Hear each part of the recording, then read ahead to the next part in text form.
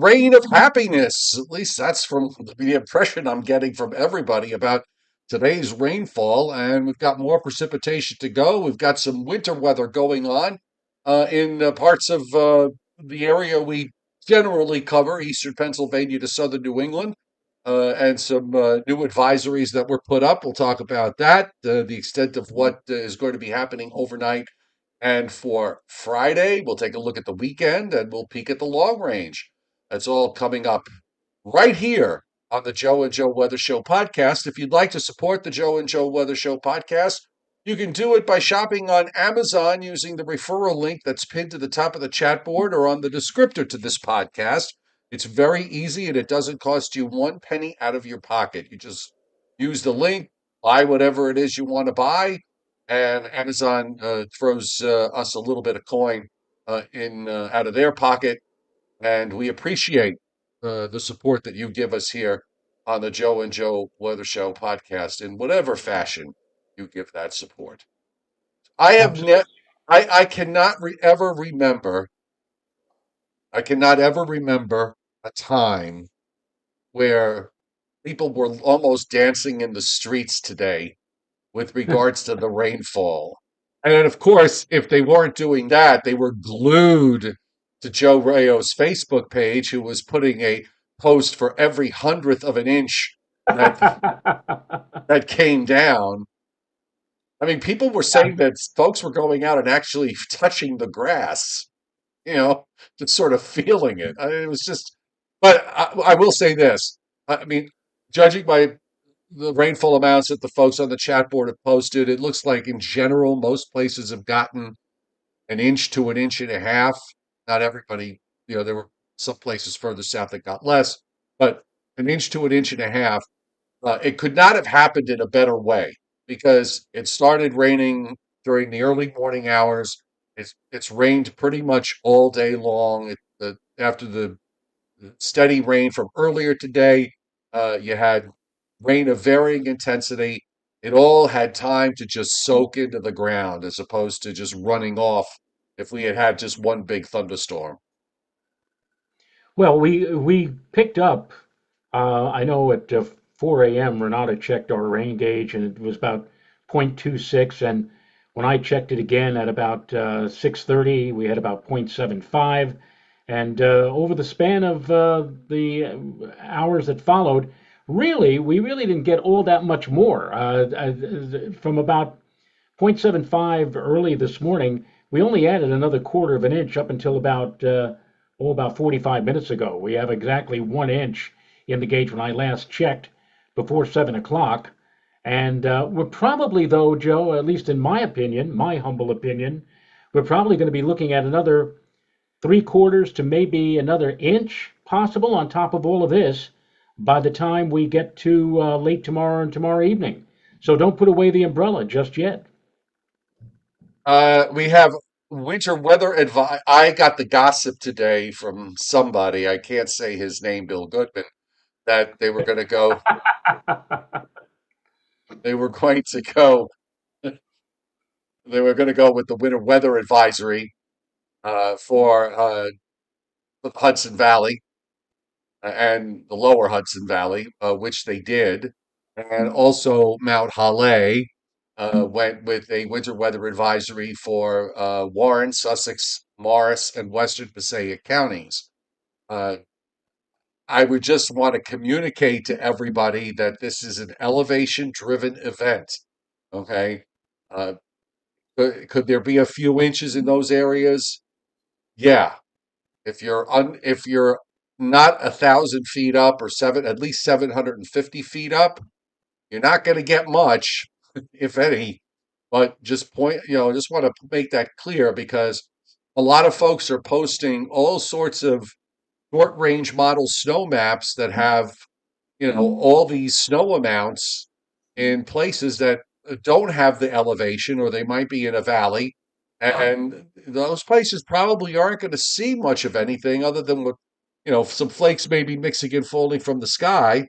You got to have that elevation to get into some of the accumulating snow that could happen uh, during the day on Friday. or even late tonight, but let's say late tonight and during the day on Friday. I assume you're on the same page with me on this. I will quote you right now. I just literally posted this before. This is why I was about a minute or two late in signing on with you this evening. I was just finishing up the forecast, and I didn't get a chance to do it from earlier because I had some automotive problems that I had to take care of. So I had to deal with that.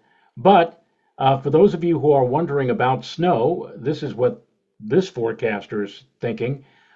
Still feel that any noteworthy accumulations will occur primarily west of the Hudson River, west of the Hudson, along and west of a line. If you draw a line from Sloatsburg in Rockland to Kingston, New York, which is just south of Albany, you draw a line between those two towns or cities, and if you go to the left or to the west of that line at elevations at or above 750 feet, Joe, you and I agree on that point, you could see anywhere from 1 to 4 inches of slushy snow accumulating chiefly on cold surfaces such as car tops, tree limbs, grass, and across portions of western Ulster County and Sullivan County at elevations above 1,500 feet.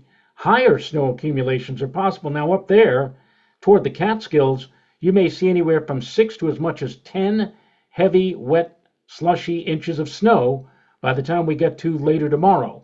But for all of you who are watching elsewhere, to the east of that line from Sloatsburg to Kingston, let's say you're in Westchester. I just got a ping from a woman who is a teacher.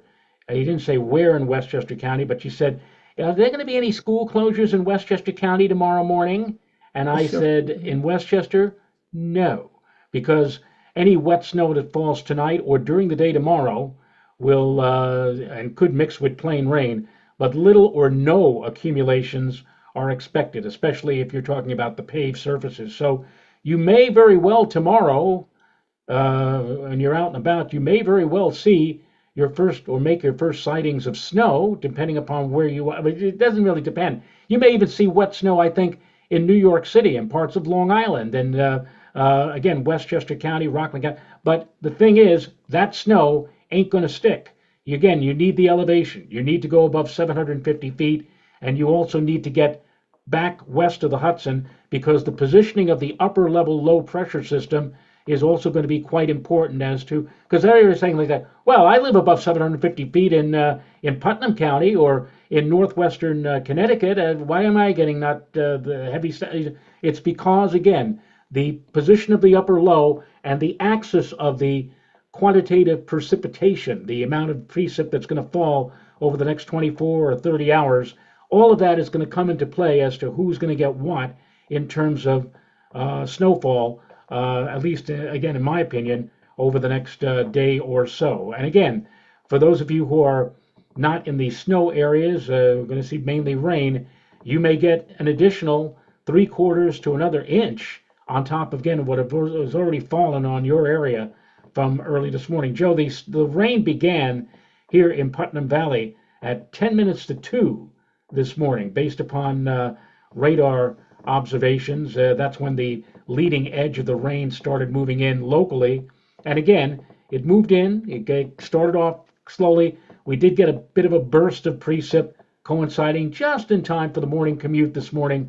But again, kind of petered out during the midday and the afternoon. But more to come, more showery rains it looks like to come, or snows, depending upon where you are tonight into tomorrow. Yeah, this is was is and always was all going to be about the upper low, the big upper air storm system, and you got the surface low that's just going to, getting captured by it, doing a counterclockwise loop virtually on top of you, and yeah, if you're not in an elevated area, you're not going to really see very much. But we'll go over all of this in I kind of starting to favor Northwest New Jersey yesterday when, especially after WPC, kind of nudged that 50% for at least 2 inches into Northwest Jersey, based on all the, what the model guidance was showing. So why don't we get started, if you don't mind, if you could do the radars when it's time, I would Oh, appreciate it. sure, sure. Okay. So let me bring up the watches and warnings map. And before I do that, just want to say big hello to everybody tonight on the Joe and Joe Weather Show podcast, on the chat board, and those of you lurking in the background. And just as a reminder, we will be here tomorrow night. We're going to have a special show. We're going to be joined by Addison Green, Jeff Banson, and Brian Fitzgerald. The five of us all worked together on FiOS One News up until about 5 years ago. So this is the 50th anniversary of getting a pink slip, and and we thought we'd just come on and just have a sort of a little reunion here. So that's tomorrow night at 7:35 p.m. We'll also do a little weather while we're here. If It's you interesting. It's interesting. You know, you and I, our careers, broadcasting careers, more or less came to an end with the No, they demise of didn't. No, no, no, us. no, no, no. It didn't On come. It didn't come to an end, Joe. It we transitioned. We transition went is. right. We Which, went to the media that matters. you know what? And I tell you, there has been a lot of talk in the broadcast media. Places as on your TV dial, they're suffering. They have noticed drops in viewership, and more people are going to the internet. So maybe we were among the comers, so to speak, and there are going to be more and more people in future months and years that are going to be tuning in on their computers as opposed to tuning in on their TVs. Actually, this is a subject matter that I want to talk about tomorrow because it's the demise of legacy television. It's accelerating, and in fact, this week the Comcast is announcing that they're spinning out um, their cable properties, and that has ramifications on so many levels. But we'll save that conversation for tomorrow night. I'm But glad that I was going to say, but what I was going to say is that you and I, okay, we transitioned to a different form of media, and in right. fact, when I make reports to the National Weather Service on rain or snow, I still say they say, "Who are you? Are you a member of the general public? Are you a certified storm spotter? Are you a member of the media?" Well, I have not been on television, as we've just pointed out, in 5 years, but I still consider myself part of the news media because we do Joe and Joe, and that is indeed a part of the mainstream media. It's a different part, but it's still a part. Now, our friend Addison Green and also Jeff Banson, who will be with us tomorrow night, they can talk about their careers, which changed and one went to News 12. That's Addison, and Jeffrey went to Providence, Rhode Island. And then there's the chief meteorologist at FiOS One, who was Brian Fitzgerald, and Brian uh, completely forego the broadcast end of things and went into teaching. And so we'll see how he's doing as far And he'll as. come out of that with a pension. That's right. Absolutely. Okay. Absolutely. My dear Yes. friends, my dear friends at Cablevision, we had a pension plan too for a good number of years, and then it was like a red flag about a year or two before they sold off to that European that currently owns what was once the great Cablevision. About a year or two before that, they transitioned from a pension plan to a 401k plan, and we all were scratching our heads saying, "What the hell does this mean?" or whatever. And we found out in October of 2016 what that meant when they said, "Okay, it's all over. The European company has taken over," and so that's a whole another Yeah. story. We'll save it for tomorrow. Yes. In the meantime, let's go to the watches and mornings. As I was finishing with the folks on the chat board, and those of you watching, if you're new to the show, subscribe to my YouTube channel, turn your notifications on so you don't miss us. Because normally we're on Sunday through Thursday, but again, we'll be here tomorrow night. And also, if you like the show, hit the like button. We've already got 57 likes, and we always love, love, love when we go to 100. So, watches and warnings. Anytime you see a configuration like this, that automatically tells you that this is a mountain thing. Okay, so we've got the new winter weather advisories that were put up for Warren, Morris, Sussex, Western Passaic, Orange, Putnam, Orange and Putnam counties and upper Westchester County in the Hudson Valley. Winter storm warnings for the Catskills. Also, winter storm warnings now for south central New York, around including Binghamton. All of northeast and north central Pennsylvania under winter storm warnings. Then you've got advisories on the western fringe and on the northern fringe of this area. It channels down into southwest PA and down through West Virginia, all winter storm warnings, and it is already snowing in these areas. Then it goes back to advisories for westernmost Virginia, northeastern Tennessee, eastern Kentucky, southwest Ohio, and portions of central and southeast Indiana. So that's our system here in the east. There are various freeze warnings and frost advisories up for Alabama and southern Arkansas, and also for central and eastern North Carolina, because they haven't really seen uh, their their first freeze yet. By the way, let's see, 30. I'm 37 here. Uh, After a sunny day and a windy day. New winter weather advisories for north central and northeastern Montana. We still have that storm off the west coast. The purple is storm warnings for the coastal waters, but that record-breaking storm, the most intense storm ever observed, by the way, in the Northeast Pacific, 942 millibars, which is, pretty much a, a borderline or even a Cat 4 hurricane uh, type of pressure. It's weakened quite a bit since it reached that peak, but it's still spiraling around offshore, sending waves of moisture in. There were avalanche warnings up in the Sierra Nevadas today, but they've now those are down, and they're over to winter storm warnings. And In the coastal areas, we've got wind advisories, high wind warnings, and also numerous flood advisories and flash flood watches and all the rest of it. So kind of busy on both coasts, fairly quiet in the middle because of the way the upper pattern is shaped up. And here's the satellite loop tonight. I mean, the rotation of the upper low, this is a really big system, covers a lot of geography. The surface low actually is sitting just southeast of, well, actually, let me see if I can let's pull up the surface map so we can see from 21Z where it is. So here's, by the way, the Pacific storm has really weakened down to up to a 989 as far as the pressure is concerned. The actual surface low is sitting out in the ocean east of 70 degrees west longitude. But it's going to get captured by the upper low. There's a surface low reflection in southern Lake Michigan, and they did get accumulating snows today in Chicago. It looks like a lot of the areas got about a couple of inches.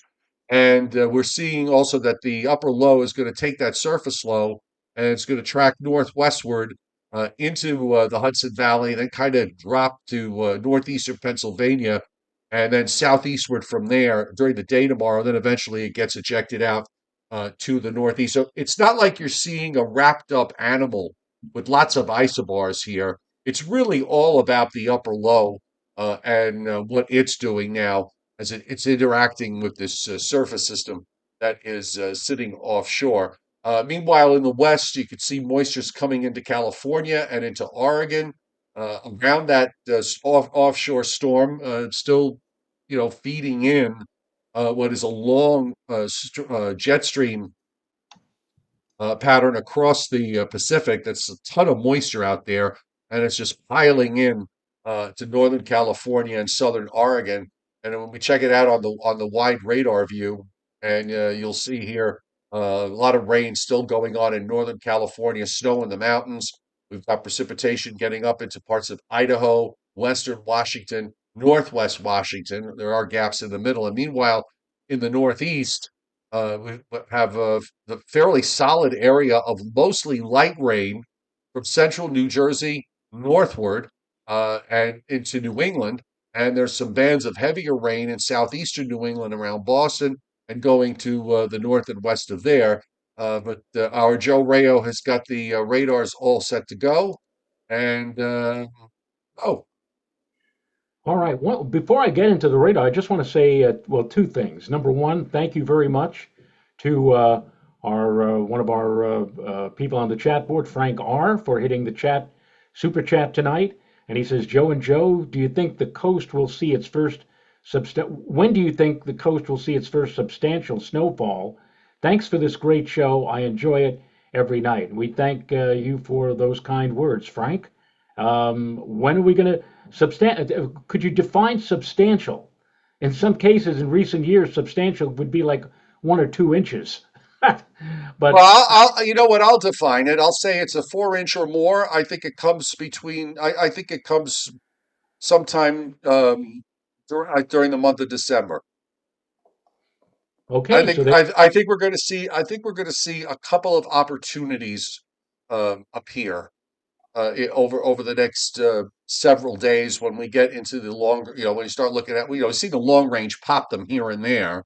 And of course, as soon as they put it shows up on the map, it shows up on social media, only to be taken away 6 hours later. And we're still kind of in that place where things are jumping around. But I think sometime in the next 3 or 4 weeks, we're going to have, um, let's call it a reasonable snowfall. How's that? I will go with that. And could you please turn on your sharing capabilities? Oh, yes, I'm sorry about that. By the way, as I'm doing that, you may have noticed that changed the background shot here on my. I was going to ask you about this. Is that a cat whose shoulder with Wait, a penguin what? Where? behind you and over your left shoulder? There's a. It looks like a cat holding its No, arm out, that's. You and mean then where JJ is behind him? I don't see where JJ is.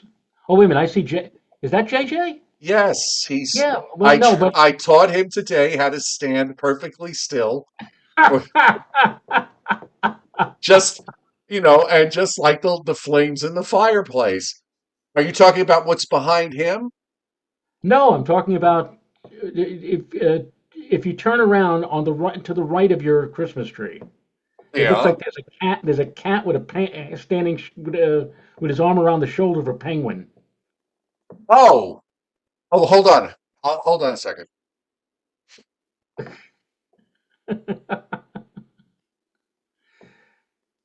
That's interesting. Through the magic of chroma key, now he totally So, disappeared, ladies and gentlemen. There he is. so this is what you're talking about, right? Yeah. Yeah. Okay. It's not a cat. It's a polar bear. It's a polar bear. Yeah. I'm sorry. It's fake. I got to get it right where the camera is so everybody can see it. So I got this at a. Why is it? Okay, here we go. There we go. There he is. Yeah, I got. Did I leave the price on? And no. I got him at the local thrift store last year for like $3. So he's on my table, which is that's the chest that I took all the green paint off. Okay. It takes me seeing the penguin takes me back to when Bernard and I went to Antarctica 3 years ago, and Oh, okay. I've mentioned as I mentioned a few times where we went to one island, Paulet Island, which is like 1 mile wide and has 200,000 penguins. It's kind of like a penguin breeding ground, and they tell you the cruise line told us stay at least 5 meters or 15 feet away from the penguins. And unfortunately, the penguins, no one told the penguins that. They waddled up to you. I mean, as I said, I made the comparison. If you ever go to Central Park on a warm summer day, especially if you have bread in your hand, the pigeons will come right up to you. The same with the penguins. The penguins, they come up and they look at you and like, hello. So Nice. That's got to be cool. yeah. All right. So on the screen right now is what we have from Upton, our friends over at the National Weather Service in Upton, New York, near Brookhaven Labs. And by the way, Joe, if you do get a chance to, touch base with Bill Goodman this evening, Yeah. ask him when they intend to update the rainfall totals. I The know. I've been waiting all day for that. I mean, it's like the last report was from like 10:30 this morning. Right. So, and I've already filed like two reports with them already. I just filed one just now. So hopefully they'll update and you get a better handle as to how much rain has fallen. But you can see that the areas of yellow that is standing out here is occurring for the most part right now just to the southwest of New York City, just to the southwest of Staten Island, if you will, and streaming in from the Atlantic Ocean on a southeast and northwest trajectory. Elsewhere, we're seeing some lighter rains across northern New Jersey, also affecting portions of Nassau County, and now working its way up into a part of the Hudson Valley. In the last few frames of the loop, we see some light rain. I must tell you that here, where I am in Putnam County, we've had something more akin to a light misty drizzle. Nothing really anything significant, but again, we were thinking that we're going to see more in the way of showery and possibly even briefly heavy rains overnight tonight and into part of tomorrow as well. So that's New York City. Let's move over to a different location. We can move up to Albany just to give you an idea. In Albany, they have, and notice here and on the Albany view, it almost looks blank over the lower Hudson Valley, but mid and upper Hudson Valley, you could see a broad area of green, and that's indicative of light to moderate rainfall coming across through the Berkshires of western Massachusetts, southern Vermont, and on up into interior eastern New York. And again, moving on that same southeast to northwest trajectory. And if we go elsewhere, let's go down to Philadelphia, or if not Philadelphia, why isn't this not? There we go. That's not Philadelphia. It's Dover, Delaware, Dover Air Force Base in Ellendale, and you can see that the upper level low pressure system, or if it's not the upper level low, maybe it's the actual surface system, is somewhere around here, because you can see how the areas of moisture are coming up from the Atlantic Ocean and moving north from southeast to northwest. But down here across Maryland and into part of Delaware, you can see that the backlash effect, precipitation is flowing from northwest to southeast. So right here, there seems to be some sort of a system. You can see the counterclockwise circulation, and that again, a big hole in the precipitation over Delaware and across southeastern Pennsylvania and southern New Jersey.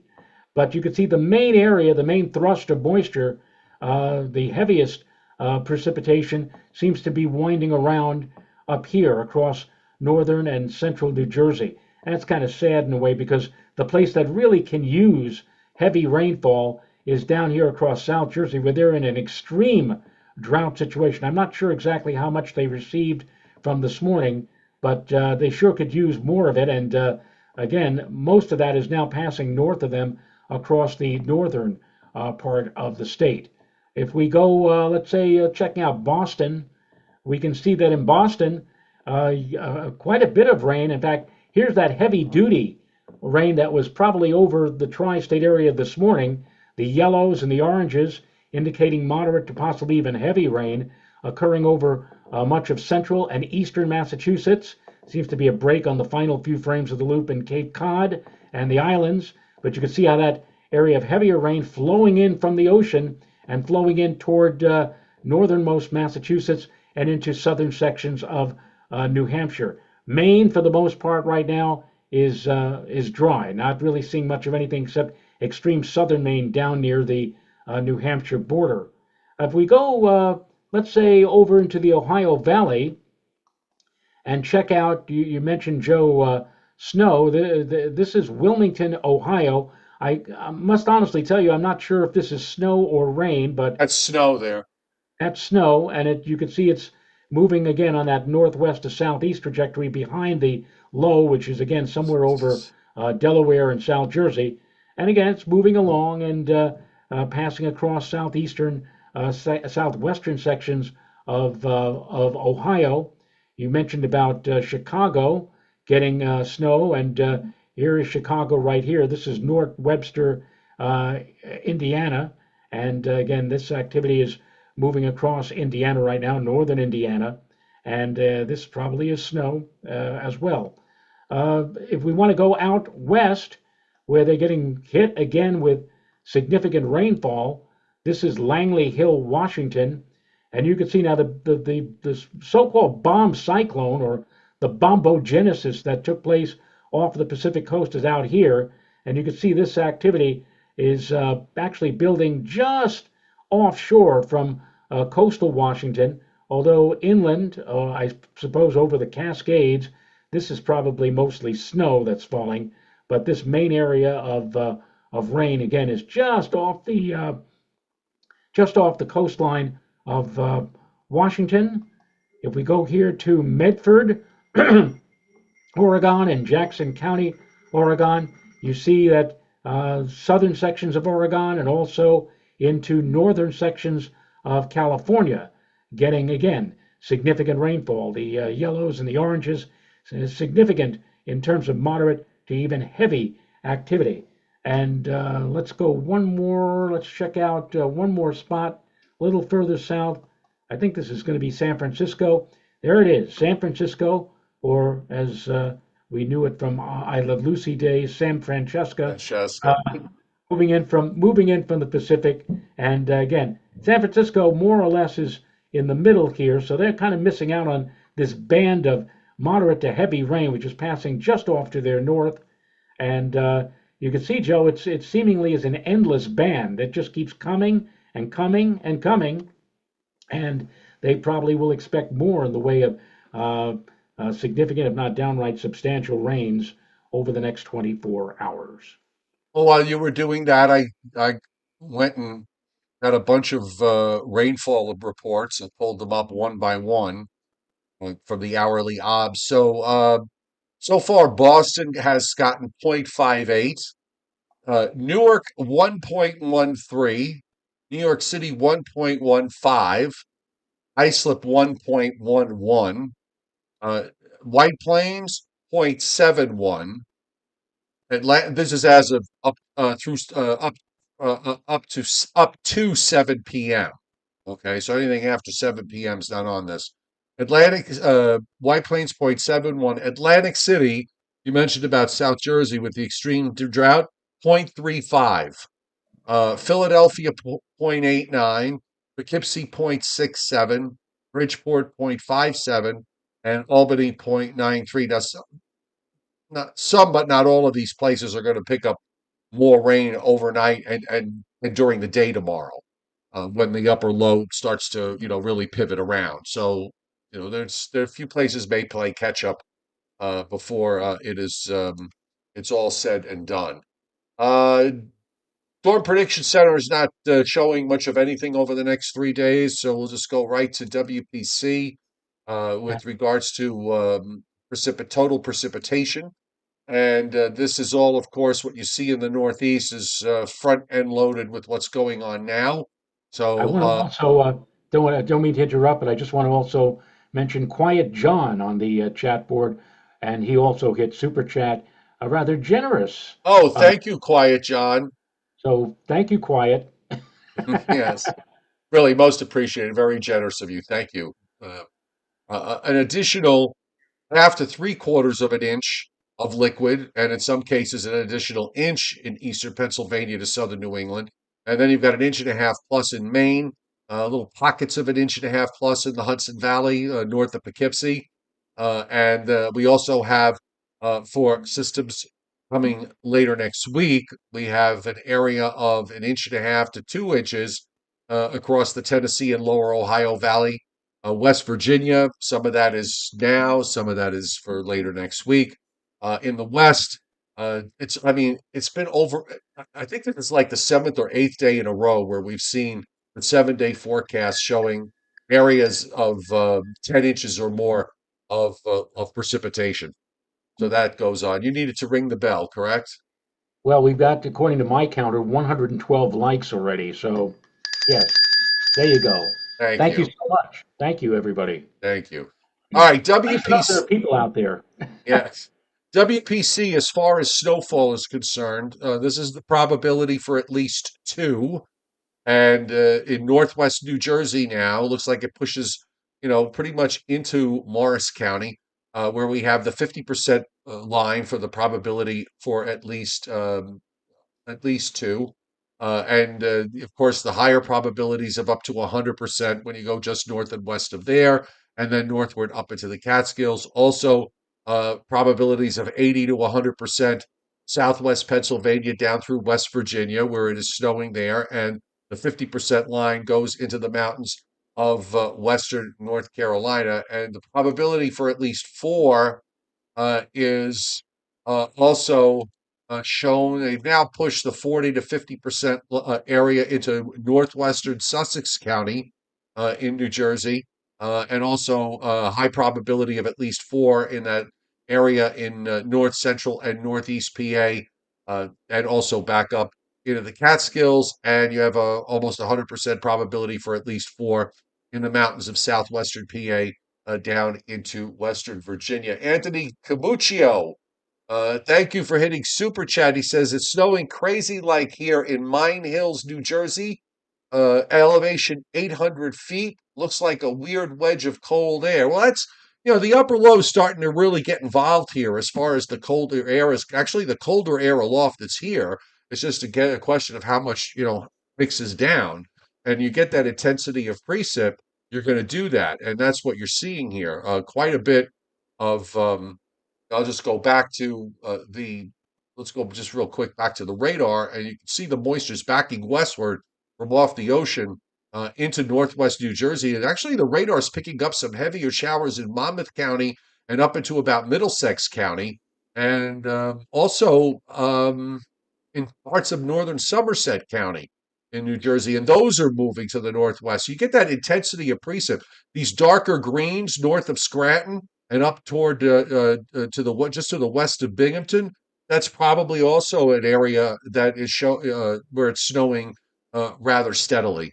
So the rotation of the upper low is obvious on the radar, and this is all has to continue to play through in the next 24 or so hours. So And the Mine Hill, New Jersey, I think this is the Mine Hill that Anthony is making reference to, Mine Hill Township, which is located just to the west of Dover.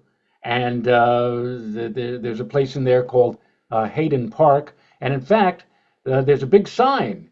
I guess as you're entering Mine Hill Township, it says, "We're a small community with a big heart." And you also oh have lots of big wet flakes falling too, right at this moment in time. Yeah, the Weather Service has sort of updated their snowfall forecast map, and you can see the darker areas where they show up, the darker purples in northeastern Pennsylvania. I mean, this really pretty much where you see all those darker streaks of purple, that's where we're talking the higher mountain peaks. Some of the numbers themselves are not really all that high. That three is for Scranton, so they're kind of in a valley there. The 10 that shows up to the southeast of Scranton, that's probably Hazleton, because Hazleton's got elevation there where the airport is. There are a couple of twos, ones, twos. There's a four going up in western Passaic County, and it looks like in northwestern Sussex County, you're seeing some streaks of that pink and purple, which would be 4, 5, or 6 inches. So I'm sure we're going to probably hear reports tomorrow of some places where the snow amounts are going to be somewhat impressive. And here you go, West Virginia. I got to think that's Snowshoe, West Virginia, where that 22 is. But fairly large, and it has been snowing there for a number of hours now. I was looking at the observations, but you get the streaks show up here as well. The impact of the elevation-driven snow, and then also even in parts of western North Carolina where they're talking about the possibility of 4 to 7 inches over 2,500 feet. It's actually, the snow that's forecasted, it's not close to me, but it's not really all that far. And in fact, I don't know how they get they actually have, is that the Georgia border? I just want to check. It's hard for me to see the state borders on this particular map, but yeah, that's the Georgia border. I'm south of the Georgia border. They got me in this really light blue. It's almost implying like I'm going to get maybe a couple of snow flurries here. We'll see, but um, I don't know. I'm not overly enthused, but if we get a cheap thrill, uh, I'm not going to argue the fact. So, Joe Z mentions on the chat board, by the way, that Hazleton is at 800 feet. I think with some fondness of Hazleton because when I got started in this business back in the late 70s and did syndicated weather forecasts for radio stations in the Northeast, one of those radio stations was and I don't even know whether or not it still exists. Maybe Joe Z can say yes or no on this. WAZL in Hazleton, and I remember there were a couple of occasions and in fact, there was one, in fact, in October, I think it was in October of 77 or 78, where they had like 20 inches or 15 inches of snow, some weird scenario that took place. Anyway, I've never been to Hazleton, but I do remember very much forecasting for that particular region of Northeast Pennsylvania. And I thought it was actually a higher elevation, 800 feet. I would have thought it would be at more like above 1,000 feet, but we'll take Joe Z's word for it, I guess. Leon of Lindenhurst, thanks for hitting super chat tonight. Izzy D, thank you for hitting the tip jar. He says 1.73 inches of rain since it started last night in Pine Lake Park in New Jersey. Manchester, what is that? Manchester slash Tom's River. Yeah, well, I wouldn't argue with you here, Izzy. You want to see good snow this year. I think that, yeah, I think that there could be some wet snowflakes that mix down to the coast tomorrow with this upper low. The surface low by tomorrow evening is in southeastern Pennsylvania, and you can see the rotation here from where it is now. It just jumps northwestward into central Connecticut by 1 a.m. By 7 a.m., it's just north of Poughkeepsie. Then it's in northeastern PA. Then it's in southeastern PA tomorrow evening. And you see the area of rain that the precip that's up to the north actually gets pulled down south into Pennsylvania and New Jersey. So this is going to be the driver for whatever overnight snowfall occurs, and of course during the day tomorrow. And then finally, everything starts to exit to the east so that we begin to see some slow improvement over the weekend. Meanwhile, in the west, another big wave coming in of heavy rain that turns to snow in the Sierra Nevadas and then spreads into Idaho and Montana. Going into Monday, whether most of the country's on the quiet side, there's a little snow up in western, uh, eastern Minnesota and northern Wisconsin, also a little bit of snow in northern Colorado, and you've got more rain and snow coming into the Pacific Northwest. Looks like another low and cold front developed near in the Great Lakes and then runs up the St. Lawrence Valley. So we'll probably get a front to come through here on Tuesday, and then colder air spreads in for Wednesday and Thursday. Now I've seen, you know, we had that run, the European and the GFS yesterday, both in tandem, trying to show a big snowfall for the end of the week. Then they kind of backed off. Then they went maybe to a system. One of the models today, I think, was the European, tries to show more of a Great Lakes low. The GFS on the 18Z's got a flatter southern feature that kind of slides off the Virginia coast come Thanksgiving Day and maybe some snow on the northern end. But once that goes out, it turns colder behind that. That's the big difference here. We have quite a bit of, cold air that's starting to manifest itself, and we've got this Canadian connection. So I would kind of focus on that and not pay a whole lot of attention to what these model runs are doing specifically, because there are some things here, and I'll quickly just go through the upper air that I think are very important. One is the fact that uh, all the models seem to be going to something we haven't seen in a couple of years, and that is a negative East Pacific oscillation signal. If you notice, in Western Canada, the Northeast Pacific up to Alaska.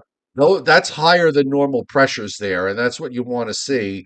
And meanwhile, and I've jumped now to a week from now.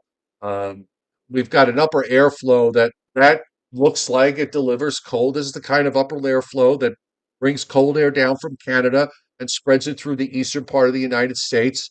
And the difference here is that as one trough pulls out, another one drops in behind it. So, and then that pulls out, and then another one drops in behind that, and another one drops down behind that. So we seem to be locking in to something that's going to, this is not cold for 2 days and then, a pattern where it's cold for a day or two and then it's warm for a couple of days. This is one where, we are going to see regular deliveries of cold air. Now, the question is, is there going to be some action in the southern part of the jet stream that moves along and somehow gets involved with all this cold air in the east? Um, you know, Individual runs are not really picking up on that, but I do like this look that you're seeing in the upper air going into the last week of November and the first full week of the month of December. So there are things to like here as far as how the the month of November ends and the first winter month, December, begins. So I think we're going to see some chances uh, um, in the next several weeks or so. Well, on my Facebook page, I had, for those people who have been pinging me about Thanksgiving, my statement, you want to call this a statement, is that as for Thanksgiving, the various computer models are all suggesting potential stormy weather by late next week. Some models bring a storm into the Northeast for late Thursday into Friday. Others are showing kind of a two-part system, with one storm affecting us on Thursday morning, the other on Black Friday. But again, since we're a week away, changes certainly are going to be in the offing, and we probably won't have a good idea as to what will be coming our way until sometime early next week. So the only thing I can say is stay tuned. We will have as we get closer, we'll certainly hone in on what we can expect for later next week. But I mean, if you're going to take a bunch of maps and look at them and, you know, say, okay, this is what we're going to get for Thanksgiving a full week in advance, you're making a big mistake because the timing is going to be off. The strength of the systems are going to be off. The whole things are going to be off. And this is why I said, Joe, I wish that the European and the GFS and all the other mid to long range models stopped just like the NAM does at 84 hours. Because 84 hours, if you're looking long range, that's perfect because, usually 3.5 days, that's when whatever system's going to affect us down the road is hitting the Pacific coast or the western United States or western North America. And it takes about 3 or 3.5 days to progress into our neck of the woods. And when it first reaches western North America, there are a heck of a lot more data sets that the computer models can draw in on to help to make for more accurate forecasts. Right now, folks, if you're looking at these forecasts for Thanksgiving, keep in mind that it is based upon, in a way, the computer models guessing because a lot of the data is based upon stuff that's out over the Pacific Ocean. The data sets are few and far between out there. We'll have to wait until again it comes in and inland over Western North America, where there's a lot more data for the models to sample, so that we can get a much better handle as to the precise track of whatever is coming our way for the latter part of next week. David Fuller, thanks for hitting the tip jar tonight. 39 where he is in Monmouth County. Temperatures have been falling. I noticed on the hourly obs. Looks like they're shedding about a degree or so an hour. In some places, it's a little bit more. Um, and I think you might, maybe you may see some flakes mix in tomorrow. Just keep your fingers crossed. There's no You know, the guarantee. funny thing is, the funny thing is, and I said this at the very beginning of the show, I said, for places like Westchester and New York City or Connecticut, I think Long Island, yeah, I think you're going to see wet snow. I think it will get cold enough aloft to allow for some of the wet snowflakes to make it all the way down to the ground. And the funny thing is, while it's not going to accumulate to any great degree, if at all, you know that these TV stations, Joe's, channels 2, 4, they're going to be out there and they're going to be, you know, videoing the snowflakes that are coming down, and they'll be showing it on tomorrow night's evening news, and it may even be leading off. Well, did you see the snow today? And then they'll mention the fact that the northern and western suburbs are the places that are getting hit hard with significant snowfall. But I wouldn't doubt that during the day tomorrow, Midtown Manhattan or Nassau County or places down near the coast, see some wet snow as well. Again, it's not going to accumulate to any degree, but you know, as you would say, a cheap thrill, so to speak. Okay, Briller Jeopardy tonight because it's another one of these Miss Universe, Miss USA pageants. So we have the 10 finalists here, folks. And tonight the category is the 10 hottest states. The 10 hottest states. Okay, And there are a couple of surprises in there that you would think might be, you know, higher up. okay. Let's put it that way. So, uh, well, J Fox 0831, Arizona. Okay, Arizona is on there.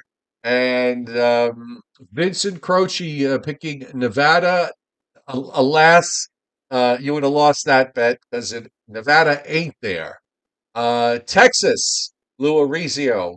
Yes, so if you said Texas, that is there, and I'll give you the placements later. Alan Bertona, Florida, Florida. Adam Lowe, Florida. Fledweather, Florida. Yes, Florida is on the list. Um, let's see. Uh, New Mexico is not on the list, Chauncey Tabby. Noah Harley, Canada is not a state.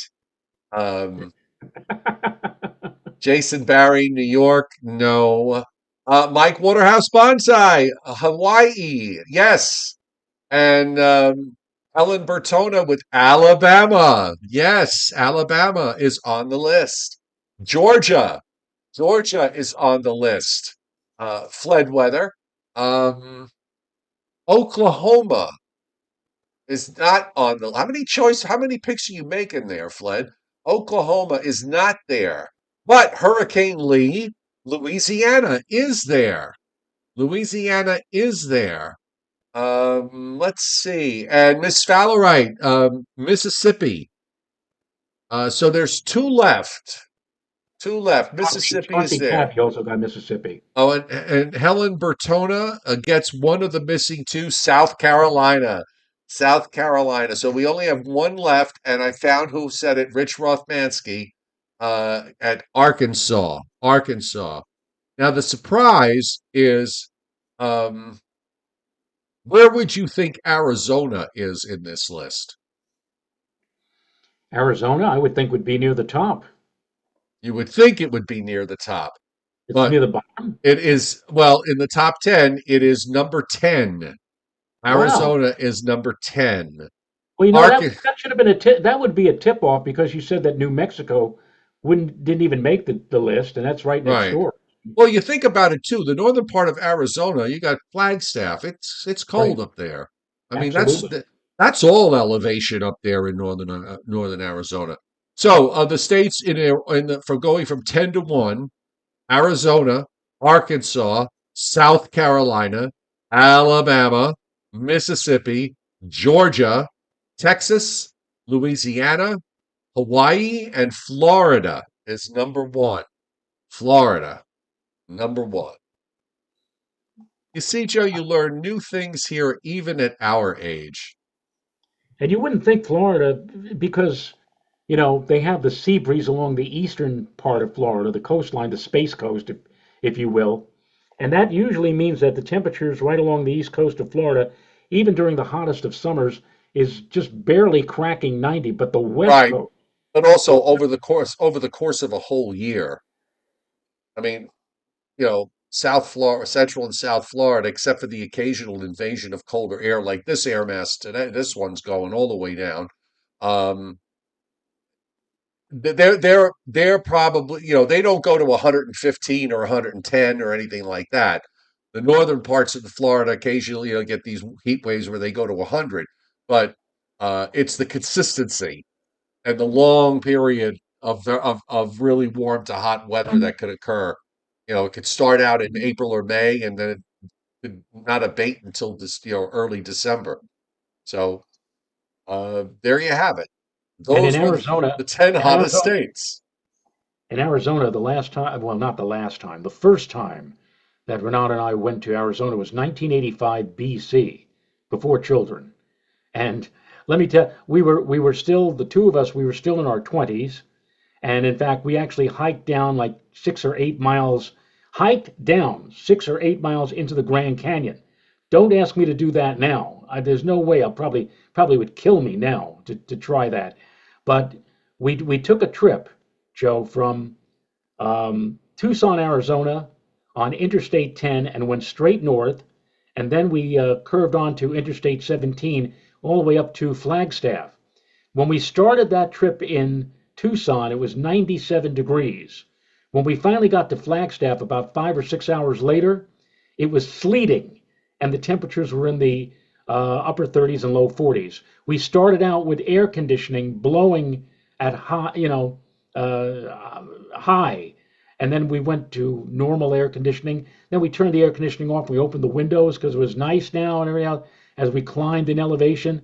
And by the time we got to Flagstaff, what is that? Sleet? That's sleet? And then Yeah, the temperature's like in the 40s.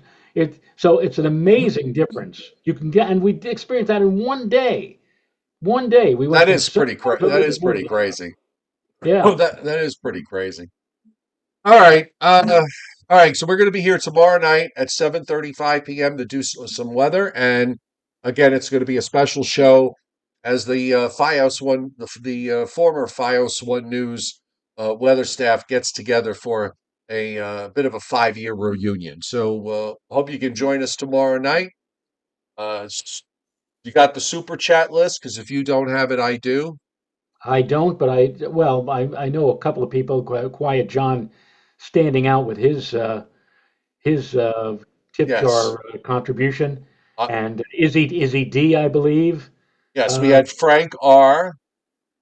Anthony Camuccio, Leon of Lindenhurst, Izzy D, David Fuller, and the rest of them disappeared. I don't even see Quiet John on this list. I wonder why. No, I mean I see it in one place, but I don't know why. I could actually pull up the list on my screen and it's got only five. So just trying to see if I can scroll back and let's also ring the bell for 143 likes tonight. That's about as high as we've had it in many, many moons. So thank you for tuning in tonight, and be sure to tune in tomorrow night. yes, and we did say thank you on the first go around, but we always like to give them a second go around. So if sorry about that, if we missed you, thank you for hitting the tip jar. All right, so we'll see everybody tomorrow. Bye bye. Good night.